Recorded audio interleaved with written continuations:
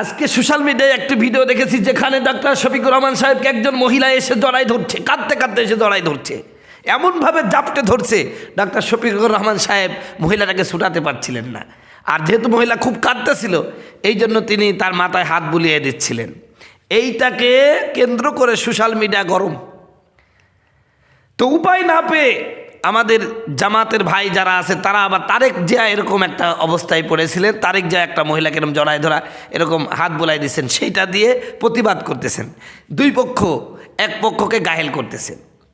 আসলে জামাতের ভাইরা তারেক জিয়াকে দলিল দিচ্ছেন যে তোমাদের নেতাও তো এরকম মহিলাকে জড়াই ধরছে। আরে তারেক জিয়া তো আর আলেম না, তারেক জিয়া তো ইসলামী দলের নেতা না। অতএব ডক্টর শফিকুর সাহেবের সাথে তারেক জিয়ার তো কোনো তুলনা হয় না, কারণ তারা করে একটি অ-ইসলামী দল। অতএব অ-ইসলামী দল কি করলো না করলো এটা তো শরীয়তের দলিল না, কিন্তু জামাতের আমির একটি ইসলামী দলের আমির। অতএব বিএনপি যে দাবি উত্থাপন করতেছে বা যেভাবে কথা তুলতেছে যে তিনি একটা ইসলামী দলের নেতা হয়ে এরকম একটা মহিলা তাকে জড়াই ধরলো, তিনিও তাকে কিছু না বলে তার মাথায় হাত বুলালেন, এটা করলেন কেন, এই প্রশ্নটা তুলছেন। আসলে ভাই এখানে তো ইমোশনাল হয়ে গেছে মহিলাটা। এখানে ডাক্তার শফিক সাহেব ইচ্ছাকৃতভাবে এই মহিলাকে তো জড়াই ধরেন নাই, এই মহিলাটাই এসেছে এসেই তাকে জড়াই ধরছে। তিনি উপায় না পেয়ে, যেহেতু মহিলাটা কাঁদতেছেন, এখন যদি ধাক্কা দিয়ে ফেলে দেয় তাহলে তো একটা ঝামেলা। দেখো তখনই আবার বামপন্থী রামপন্থীরা শুরু করে দিত, দেখো একটা মহিলাকে এখনই সে ধাক্কা মারি ফেলছে, তাহলে ক্ষমতাকে কী করবে, এরকম একটা আসতো। তাই তিনি চিন্তা করলেন যে মহিলাটাও ইমোশনাল, তার মধ্যেও কোনো অন্য খারাপ কিছু কাজ করছে না, তাই তিনি তাকে একটু মাথায় হাত বুলিয়ে দিয়ে তাকে তার ইমোশনাল যে সে কাঁদতেছে, সে দুঃখ পেয়েছে, সেটা প্রশমিত করার চেষ্টা করেছেন। কিন্তু তার উচিত ছিল এটা এড়িয়ে যাওয়া, কিন্তু হয়তোবা তিনি এড়িয়ে যাওয়ার মতন কোনো ব্যবস্থা করতে পারেন নাই, তাই তিনি বাধ্য হয়ে করছেন। আর বাধ্য হয়ে যদি করে তাহলে কোনো ব্যাপার না, আর যদি ইচ্ছাকৃতভাবে করে নিশ্চয়ই অপরাধী হবে।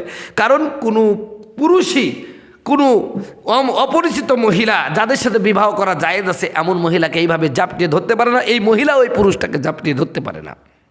তারপরে বুড়া মানুষ, ডাক্তার শফিক সাহেব তো বুড়া মানুষ, এখন তার মধ্যে যদি সেই অনুভূতি নাই আসে তাহলে তো কোনো প্রবলেম হওয়ার কথা না।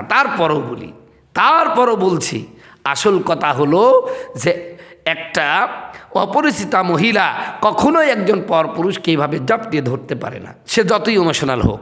কিন্তু আমার দেশে যারা এরকম ইমোশনাল যে মহিলারা, ও তো ইসলাম সম্পর্কে এখনো বুঝে না, তাই এরকম আসছে।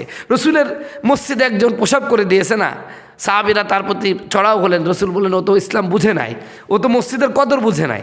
তো এও যে একটা পরপুরুষকে জড়িয়ে ধরতে হয় না, যতই ইমোশনাল হোক হয়ে যায় কেনা, এটা জড়িয়ে ধরতে হয় না, এটা তো সে জানে না, তাই এমনটা করছে। সুতরাং এইটাকে কেন্দ্র করে আমরা যে সোশ্যাল মিডিয়ায় এই যে একজন সম্মানিত ব্যক্তিকে অপমান করতেছি, তাকে গালি দিচ্ছি, হ্যাঁ এরা এই ইসলামী কায়েম করবে, এরা এই ইসলামী প্রতিষ্ঠিত করবে, এটাই হচ্ছে জামাতের ইসলাম, এই যে কথাগুলো বলছি ভাই, জামাত বিরোধিতা থাকতেই পারে, তাই বলি যে বিষয়গুলো সেনসিটিভ, যেগুলো আসলে অপারগতা, ইসলামে তো লাইকুল্লাহ নাফসানিল্লাহ বুসআহা, মানুষকে তো সাধ্যের বাইরে কিছু চাপিয়ে দেওয়া হয় নাই। যদি জোর করে একটা কিছু হয়ে যায় সে ব্যাপারে তো ইসলাম তাকে অপরাধী হিসাবে সাব্যস্ত করে না। অতএব আমি আপনাদের প্রতি উদাত্ত আহ্বান জানাবো যে জামাতের আমির এবং তারেক জিয়ার যে বিষয়গুলো, এগুলো আমরা সোশ্যাল মিডিয়ায় এগুলো করে বরং তো আমরা আমাদের হুজুরদের ইমেজকে নষ্ট করতেছি, এগুলো থেকে আমাদের সকলকেই বিরত থাকতে হবে ইনশাআল্লাহ।